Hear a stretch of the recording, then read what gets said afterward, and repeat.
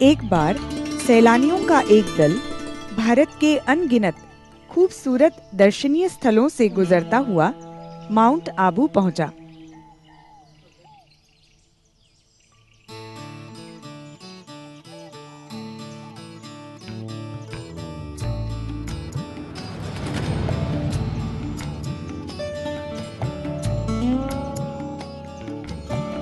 आहा, कितना मनमोहक वातावरण है यहाँ। ऐसा लगता है मानो कश्मीर में आ गए हों।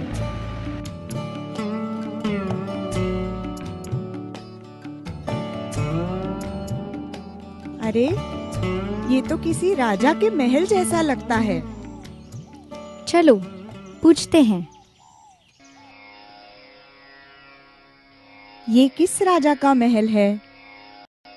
और वो वहाँ लगी हुई तस्वीर किसकी है? ये तस्वीर प्रजापिता ब्रह्मा बाबा की है। चलो आज हम आप सबको बाबा के बारे में बताते हैं। बाबा का जन्म सन 1876 में सिंध प्रांत के हैदराबाद शहर में कृपलानी खानदान में हुआ था। पिता खूबचंद जी एक छोटे से गांव के स्कूल में मास्टर जी थे। बच्चों, तुम्हें भी राजा हरिश्चंद्र की तरह सदा सच्चाई की राह पर चलना है और श्रवण कुमार की तरह अपने माँ बाप की सेवा करनी है। बधाई हो मास्टर जी, भाभी जी को लड़का हुआ है। सच? इनके बचपन का नाम लेखराज था। बालक लेखराज की किस्मत में माँ का प्यार बहुत ही कम था। असमय ही माँ की मृत्यु हो गई। प्यारे लखी, आज अगर तुम्हारी माँ होती तो तुम्हें इतना सयाना देख कितना खुश होती। बाबा, आप कितने अच्छे हैं। मैं आपकी और मम्मा की आश अवश्य पूरी करूंगा। वो पढ़ाई में बड़ा होशियार था। एक चित्त से अभ्यास करने की विशेषता उसमें बचपन से ही थी। लेखराज की दिनचर्या की शुरुआत विष्णु के भक्ति से होती थी। वो बड़ों के साथ सदा नम्र और आज्ञाकारी था। प्रणाम चाची जी। मेरे लायक कोई सेवा? भगवान तुझे लंबी उम्र दे बेटा। सुभान अल्लाह, बेटा हो तो ऐसा हो। इसे कहते हैं सच्चा कुल दीपक, जिसमें संस्कारों की रोशनी हो। एक बार लेखराज के पिताजी को तेज बुखार आया और वे बेहोश हो गए। बाबा, बाबा, आंखें खोलो, थोड़ा पानी पी लो। गांव में कोई वैद्य नहीं था। बालक लेखराज अपने पिता को बैलगाड़ी में बिठा के शहर की तरफ चल पड़ा। बाबा, फिक्र न करो, भगवान आपको जल्दी ही अच्छा कर देंगे। आह, ओह। मेरे बाबा को हैदराबाद के किसी अच्छे डॉक्टर के पास ले जाओ तो जल्दी अच्छे हो जाएंगे। मगर होनी को कुछ और ही मंजूर था।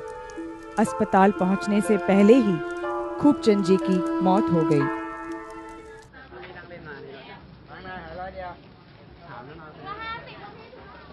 पिता की मृत्यु के बाद लेखी बड़े भैया के साथ उनकी अनाज की दुकान संभालने लगा। माफ करना बाबू, एक आना कम है। इस उम्र में ज्यादा काम नहीं कर पाती। कोई बात नहीं माई, जब हो तब दे देना। यूं तो मुफ्त में बांट बांट कर ये तो मेरा धंधा चौपट कर देगा। घर पहुंचते ही बड़े भैया गुस्से से बरस पड़े। तंग आ गया हूं मैं तेरी इस दरिया दिली से। धंधा दिल से नहीं, दिमाग से किया जाता है। अब मुझे किसी और धंधे की तलाश करनी होगी। फिर वे जवाहरात का धंधा सीखने के लिए बंबई गए।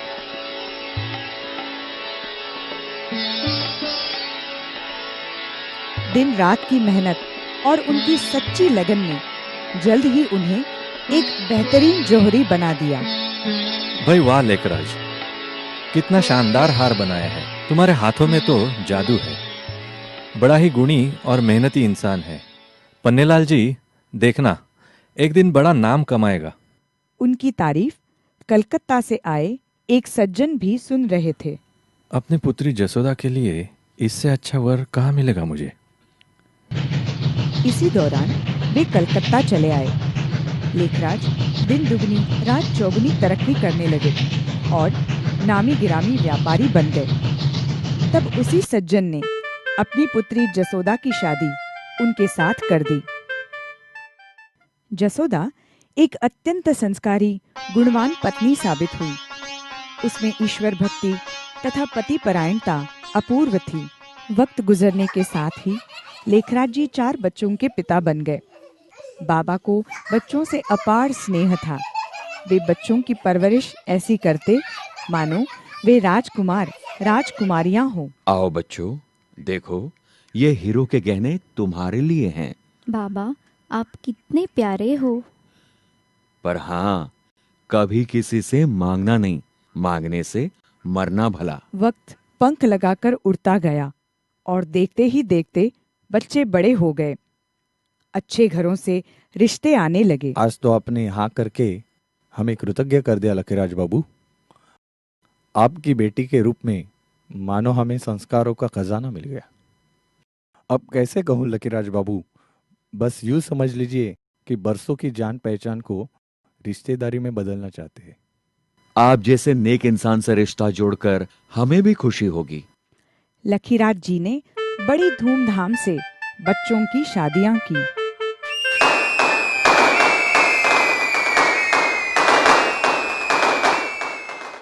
बेटी, खानदान संस्कारों का आईना होता है।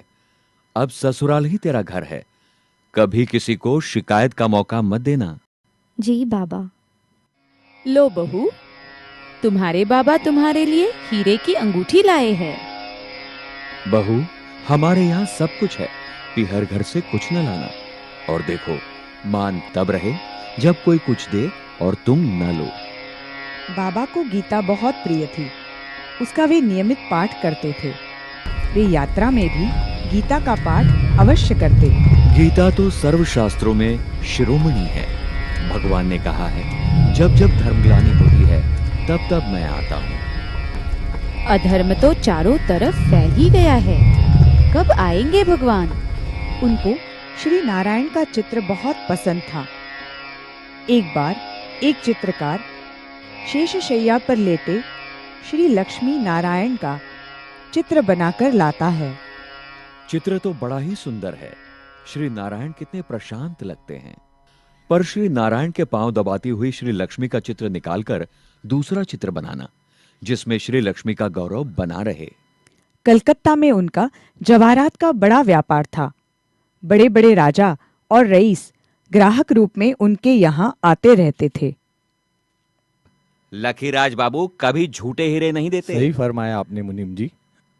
अपने लकीराज बाबू विश्वास का दूसरा नाम है। आइए लकी बाबू, बैठिए। आज क्या क्या लाए हो, देखे। इस बार आपकी पसंद के गहने लाए हैं हम। वे बड़े ही सत्यप्रिय तथा धर्मनिष्ठ थे। राजा रईस लोग जब कलकत्ता आते तो पार्टी में शुद्ध शाकाहारी व्यंजन, फल, मेवा, मिठाई आदि परोसा जाता था। लकीराज बाबू, आपकी पार्टी तो फीकी फीकी रही। हम आपको शराब और मांस थोड़े ही देंगे।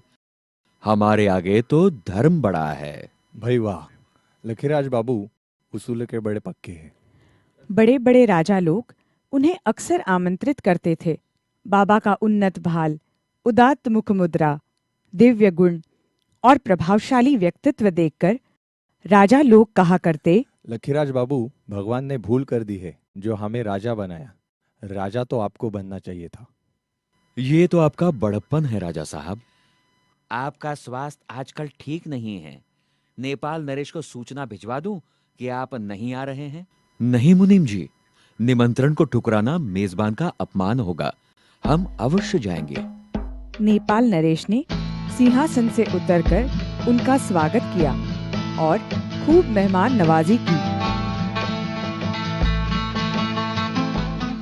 एक बार उदयपुर के महाराणा ने बाबा को सब परिवार आमंत्रित किया और जब तक बाबा नहीं आए तब तक महाराणा ने दरबार रोक कर रखा। इस प्रकार दरबार कभी रुका नहीं था। महाराणा साहब, दरबार का वक्त गुजरता जा रहा है।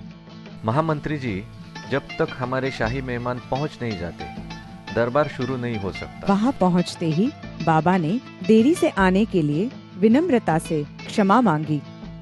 माफ कीजिए राणा साहब, सफर में वक्त थोड़ा ज्यादा लग गया। मेहमान देवतुल्य होते हैं लखीराज बाबू, माफी मांगकर हमें शर्मिंदा ना कीजिए। महामंत्री जी, अब दरबार शुरू करवाइए। एक दिन कोई सुनार अपने 2 बच्चों को लेकर बाबा की दुकान पर आया। लखीराज बाबू, इन हीरो को गहनों में जड़ना है। सितारों जैसे चमकते कांच के टुकड़े कितने सुंदर हैं। एक पुड़िया ले लूं? अरे, ये तो एक ही पुड़िया है, दूसरी कहाँ गई? उन्होंने किसी से कुछ नहीं कहा। वे किसी पर कभी अविश्वास नहीं करते थे। शायद सुनार के बच्चों ने खेलने के लिए ले ली होगी। बाबा को अपने घर देख सुनार बड़े आश्चर्य में पड़ गया। बाबूजी, आप मेरे घर? तुम्हारे बच्चों को मिठाई देना भूल गया था, सोचा चलो बच्चों को मिठाई दे आऊं। अरे, अब क्या होगा? बाबूजी को मालूम? मीठे बच्चे, तुमने खेलने के लिए दुकान से पुड़िया ली थी ना, वो कहाँ है? मैंने नहीं, बड़े भैया ने ली थी, छत के नीचे रखी है, ले आऊं? अब मुझे ये बताओ, तुम्हें ये हीरे क्यों चाहिए थे? हमने सोचा ये चमकीले कांच के टुकड़े हलवाई को देकर खूब मिठाई खाएंगे। ऐसे बिना पूछे कोई चीज लेना बड़ी गंदी बात होती है प्यारे बच्चे। अब जब भी तुम्हें मिठाई खानी हो तो मुझसे कहना। बाबा मेहमानों का स्वागत ऐसे करते जैसे घर में देवता पधारे हों। अतिथि सत्कार को वे धर्म समझते थे। आइए आइए, आपने हमारा घर पावन किया। बाबा का एक दोस्त बनारस में रहता था। जब अपने परिवार से तंग आ जाता तो बाबा से मिलने चला आता। कितना शांत चेहरा, कितनी प्रेम भरी मूर्ति, कितनी अपूर्व शांति मिल रही है। अरे आओ मित्र, तुम्हें इतने दिनों बाद याद आई मेरी?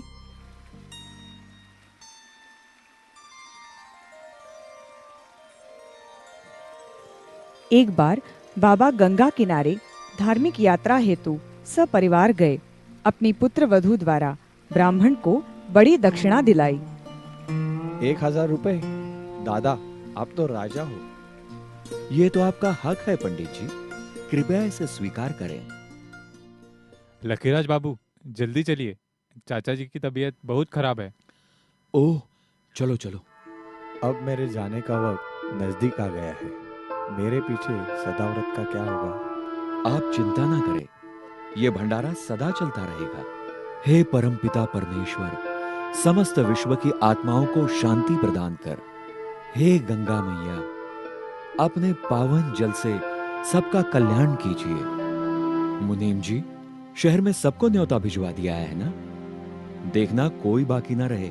लखीराज बाबू, आपका तार आया है बंबई से। गुरुजी का बुलावा आया है, मुझे तुरंत बंबई जाना होगा। मगर पोते के जन्मदिन की पार्टी है, मेहमान क्या कहेंगे? गुरु का बुलावा काल का बुलावा है, मैं गुरु की आज्ञा टाल नहीं सकता।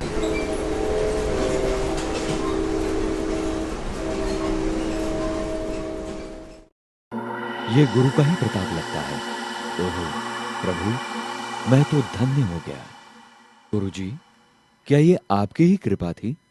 कैसी कृपा लखी? बाबा मन ही मन समझ गए, गुरु इस संबंध में कुछ नहीं जानते। फिर बाबा का मन सच्चे सद्गुरु परमात्मा की ओर खींचने लगा।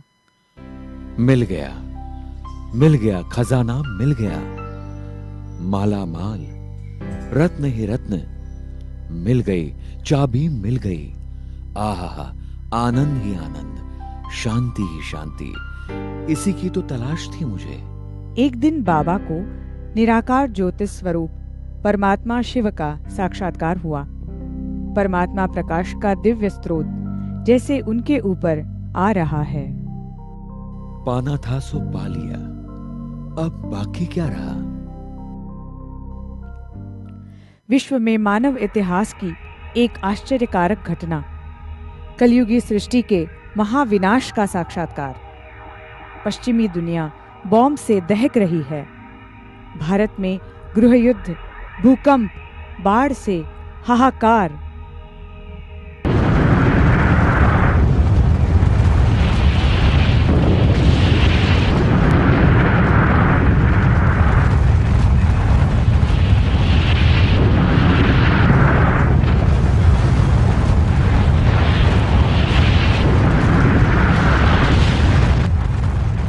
बस करो प्रभु, बस करो। ये भयानक दृश्य और नहीं देखे जाते। सेवक राम, मेरा दिल अब व्यापार में नहीं लगता। अपना हिसाब करके मुझे आजाद कर दो। ये तुम क्या कह रहे हो लकीराज? तुम्हारे बगैर ये सब कौन संभालेगा? अलिफ को अल्लाह मिला, बे को मिली झूठी बादशाही। आई तार अलिफ को हुआ रेल कराही। उन्हीं दिनों बाबा ने एक और अनोखा साक्षात्कार किया। शरीर रूपी पिंजरे से आजाद होकर उन्होंने अलौकिक आनंद की अनुभूति की। फलस्वरूप वे सामाजिक व मोह माया के बंधनों से आजाद हो गए। एक बार बाबा को मृत्यु दशा का साक्षात्कार हुआ। सितारे समान आत्मा भ्रिकुटी से निकलकर पांव के अंगूठे की तरफ गई और फिर लौटकर मस्तक से निकल आकाश की ओर जाती हुई देखी। सचमुच आत्मा शरीर से अलग है। मैं देह नहीं, देह में रहने वाली चेतन आत्मा हूँ। उन्हीं दिनों बाबा को श्री कृष्ण और उनके स्वरूपों के साक्षात्कार हुए। सभी की दिव्य वाणी थी, तत्त्वम, यानी तुम वही देवता हो। ये कैसा साक्षात्कार है प्रभु? क्या मैं वही हूं? बाबा हैदराबाद लौट आए। वे रात को देर तक सिंधु नदी के किनारे एकांत में बैठकर तारों भरे आकाश में खो जाते। बाबा, रात हो गई, अब घर चलिए। उन्हीं दिनों उनके गुरु लालजी महाराज उनके यहाँ पधारे हुए थे। घर में ही सत्संग चल रहा था। बीच में बाबा उठ खड़े हुए और अपने कमरे की ओर जाने लगे। बाबा को क्या हुआ? ऐसे तो सत्संग के बीच से वे कभी नहीं उठते। एक अद्भुत, आश्चर्यजनक और अपूर्व साक्षात्कार। बाबा जैसे एकदम अशरीरीपन का अनुभव करने लगे। उनकी आंखें लाल दीप जैसी चमकने लगी। सारा कमरा लाल दिव्य प्रकाशमय हो गया। ओहो, बाबा का कितना दिव्य रूप! निजानंद स्वरूपम शिवोहम शिवोहम, ज्ञान स्वरूपम शिवोहम शिवोहम, प्रकाश स्वरूपम शिवोहम शिवोहम। बाबा ने आने वाली नई सतयुगी दुनिया का साक्षात्कार किया। ऊपर से सितारे नीचे उतर रहे थे और कोई दैवी राजकुमार, राजकुमारियां बन जाते थे।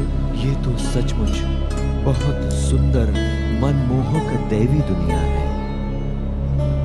बाबा इस साक्षात्कार के बारे में विशेष मंथन करने लगे।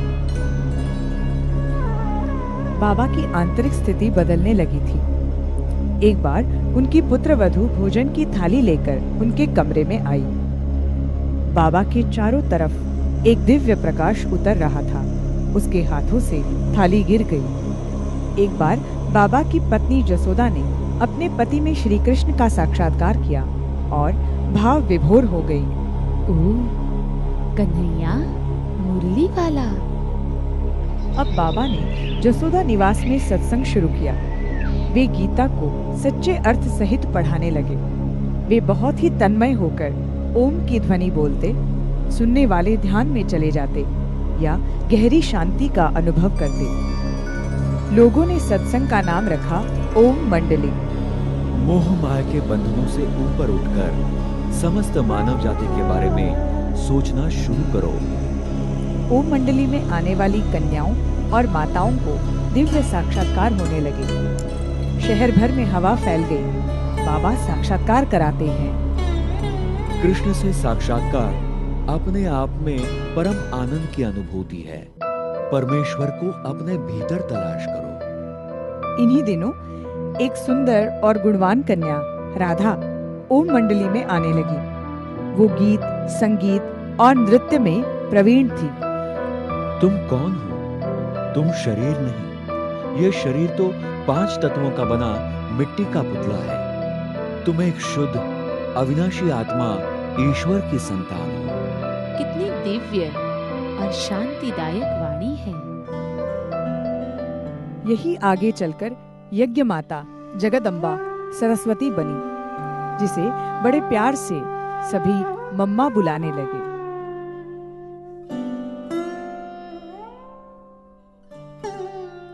उन दिनों बाबा के स्नेह सौजन्य से आकर्षित गोपी नामक माता सत्संग में आने लगी। आगे चलकर यही दीदी मनमोहिनी के नाम से जानी गई।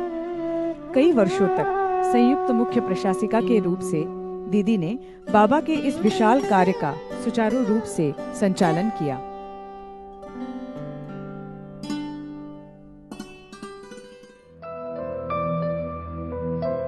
रामा नामक की एक कन्या ने स्वप्न में देखा, मखमली हरियाली वाला विशाल मैदान है और बाल कन्हैया हंसता हुआ इशारे से बुला रहा है।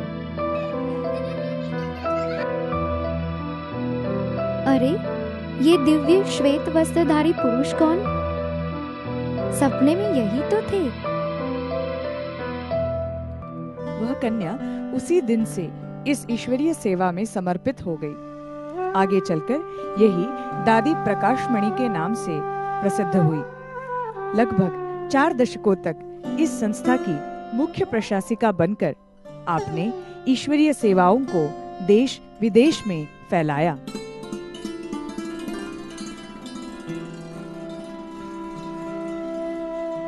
शोभा नामक एक कन्या 9 साल की उम्र में बाबा के बोर्डिंग ओम निवास में दाखिल हुई।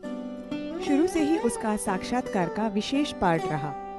अलौकिक परमात्मा पालना में पली, मधुर वाणी का वरदान प्राप्त हुई यही कन्या आगे चलकर दादी हृदय मोहिनी तथा गुलजार के नाम से प्रसिद्ध हुई।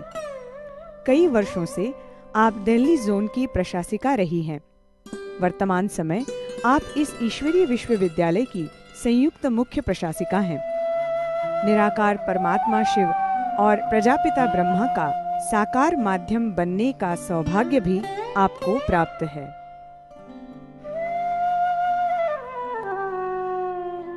परमात्मा के प्रति सच्ची लगन रखते हुए सन 1937 से ही ईश्वरीय ज्ञान और योग साधना से जुड़ी हैं दादी जानकी जी। एक बार दादी ने बाबा से पूछा, मैं ज्ञान में देरी से आई हूँ, क्या पुरुषार्थ करूं जिससे अच्छी बन जाऊं? तो बाबा ने उन्हें 12 बार मुरली पढ़ने को कहा। तब दादी ने कहा, बाबा 24 बार पढ़ूंगी तो और अच्छा बन जाऊंगी ना। स्वयं भाग्य विधाता भगवान का हाथ जिनके माथे पर रहा, वो दादी जी उमंग, उत्साह, अथकपन की मूर्ति हैं। ईश्वरीय ज्ञान को सरल शब्दों में सुनाना आपकी विशेषता है। सन 1974 से विदेशों में अनेक सेवा केंद्र खोलने के आप निमित्त बनी। आपको most stable mind in the world के खिताब से नवाजा गया है। वर्तमान समय इस ईश्वरीय विश्वविद्यालय की मुख्य प्रशासिका के रूप में आप कार्यरत हैं। बाबा, मैं बहुत दुखी हूँ। मेरा पति मर गया है। अब मैं किसके सहारे जीऊंगी? बच्ची, पति का रिश्ता शरीर से था। तुम तो एक अविनाशी अमर आत्मा हो। तुम्हारा रिश्ता तो सीधा परमेश्वर से जुड़ा है। उसकी तरफ ध्यान दो। बाबा, अब मेरा दुख दूर हो गया है। आपके शब्दों के जादू ने मेरे मन मंदिर में उजाला फैला दिया है। बाबा, घर में पिताजी बहुत शराब पीते हैं। जीना मुश्किल हो गया है। कल उन्हें मेरे पास ले आना। तुम अपना परिचय जानते हो? तुम्हारा शरीर मंदिर है और तुम उसमें रहने वाली पवित्र आत्मा। क्या देवता को शराब का भोग लगाते हैं? क्या मैं देवता? मेरा शरीर मंदिर, तो मैं फिर शराब कैसे पी सकता हूँ? अरे बड़े भैया, यह क्या कर रहे हो? आप मत पीना। मेरे लिए जो मेरे लिए बुरा वह तुम्हारे लिए भी बुरा।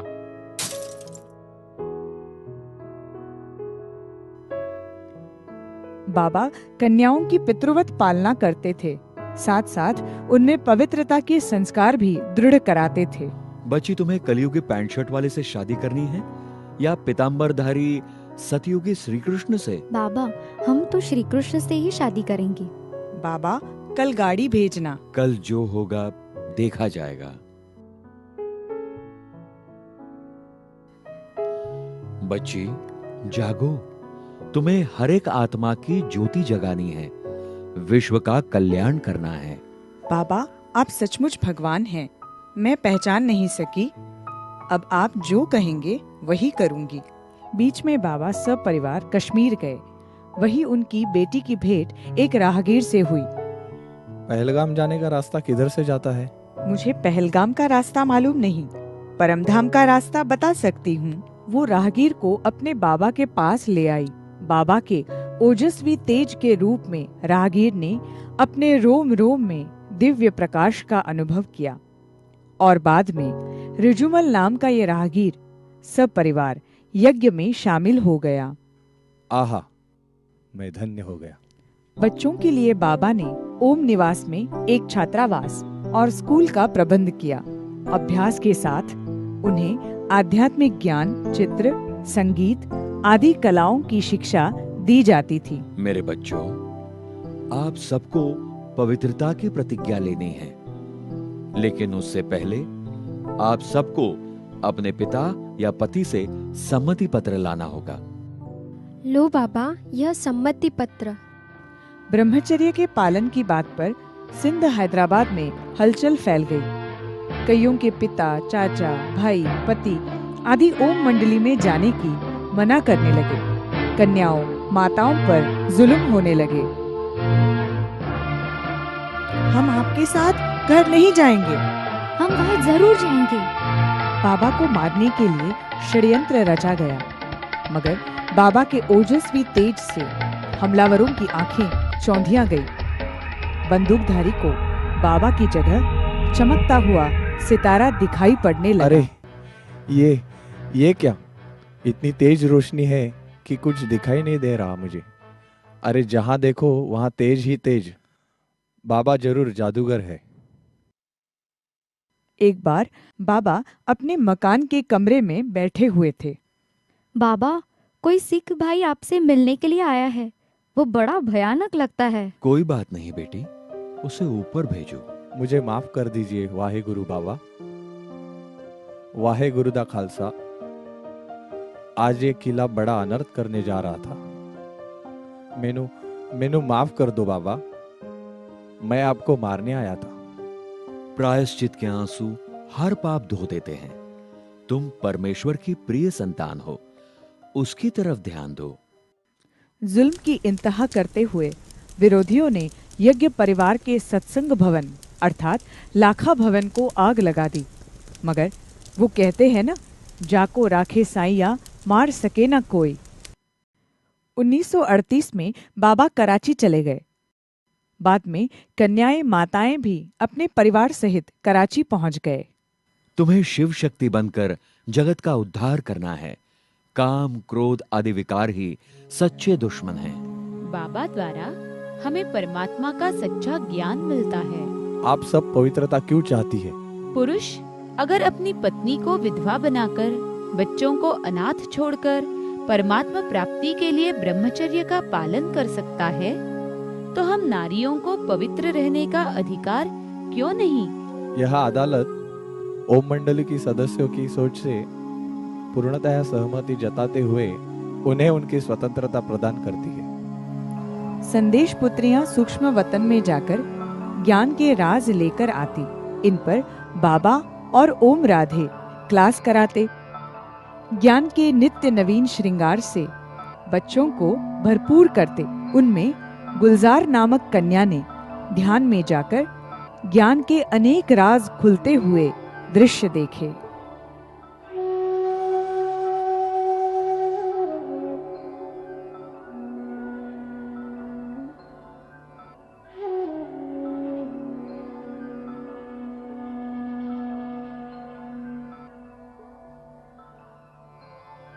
धीरे धीरे इस रुद्र ज्ञान यज्ञ में कई भाई बहनें सपरिवार समर्पित जीवन का दिव्य अनुभव करने लगे।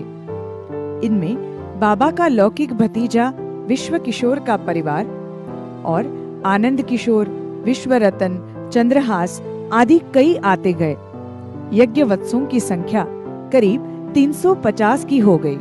अब सभी को यही महसूस होता था कि ज्ञान के सागर शिव परमात्मा शिक्षक के रूप में हमें रोज पढ़ा रहे हैं।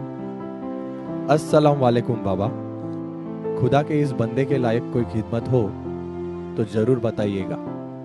1950 में ईश्वरीय आदेशानुसार बाबा कराची से सम्मान विदा होकर भारत में ओखा बंदरगाह के लिए रवाना हुए। सारा यज्ञ परिवार आबू पर्वत पर भरतपुर के राजा की इस कोठी में रहने आया। वहां अनगिनत सांपों को देख डर गया। डरो मत बच्चों, हमें काम, क्रोध और अहंकार रूपी सांपों से ही तो मुकाबला करना है। यह तो सचमुच हंसों की टोली है।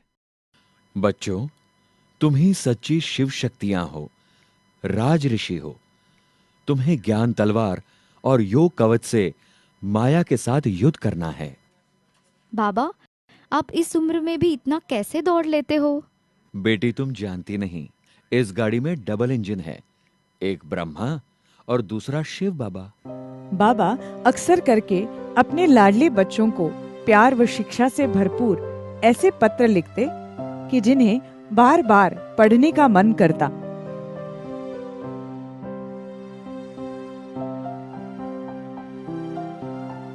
बाबा ने 5 मई 1939 को गांधी जी को एक खत लिखा।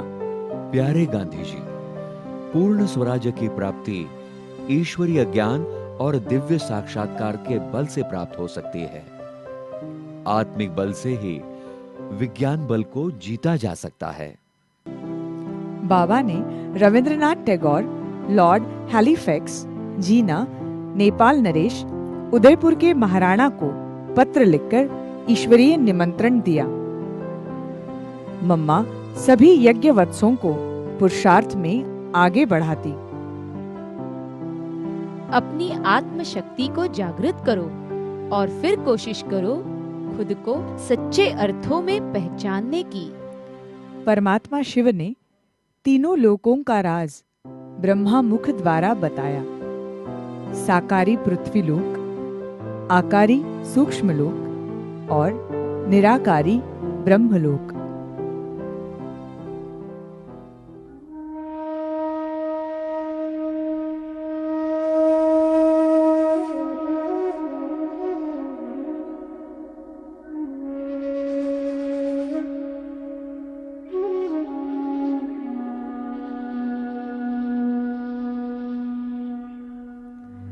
बाबा कहते थे कि निरंतर योग साधना अर्थात परमपिता परमेश्वर की याद से जीवन श्रेष्ठ बनता है।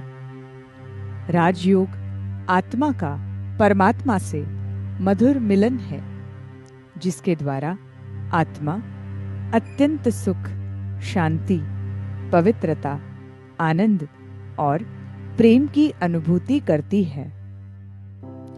ब्रह्मा कुमारी बहनें भारत भूमि की चारों दिशाओं में शिव बाबा का संदेश सुनाने पहुंच गईं।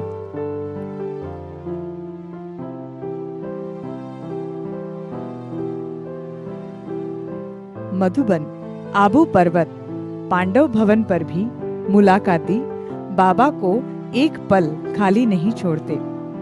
बाबा की मीठी वाणी सुनकर सभी को बेहद आत्मिक शांति मिलती। सेवा अर्थ बाबा कई बार बंबई, दिल्ली भी गए।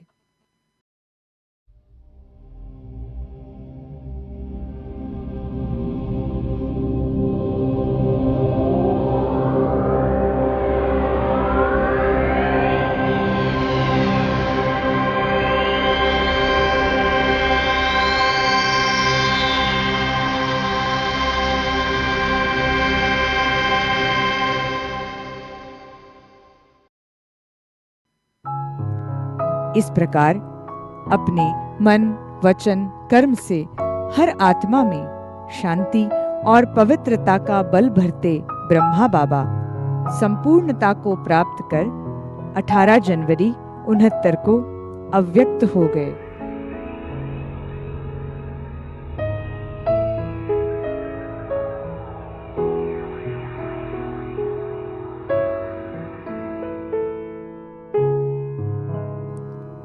बाबा द्वारा दिया हुआ ज्ञान आज भी हमारे मन मंदिर में रोशन है। उनकी वो मीठी ज्ञानवर्धक बातें हमें बार बार खुद को बेहतर बनाने की प्रेरणा देती हैं। बाबा कहते थे, प्यारे बच्चों, जीवन मुक्ति आपका जन्म सिद्ध ईश्वरीय अधिकार है। कभी भी किसी को मन, वचन और कर्म से दुख मत दो। दिव्य गुण धारण करो। मुझसे मिले इस अविनाशी ज्ञान के खजाने को समस्त मानव जाति में दिल खोलकर खर्च करो। ज्ञान स्वरूप, प्रेम स्वरूप, शांति स्वरूप, पवित्रता स्वरूप और आनंद स्वरूप बनो।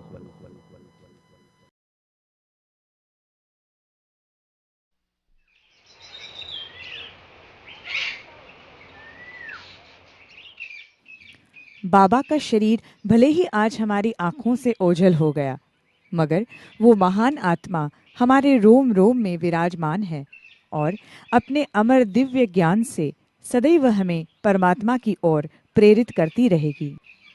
आपने बाबा के बारे में बताकर हमारे जीवन को एक नई दिशा दी है। क्या हम यज्ञ परिवार में शामिल हो सकते हैं? आप सभी आत्माओं का स्वागत है।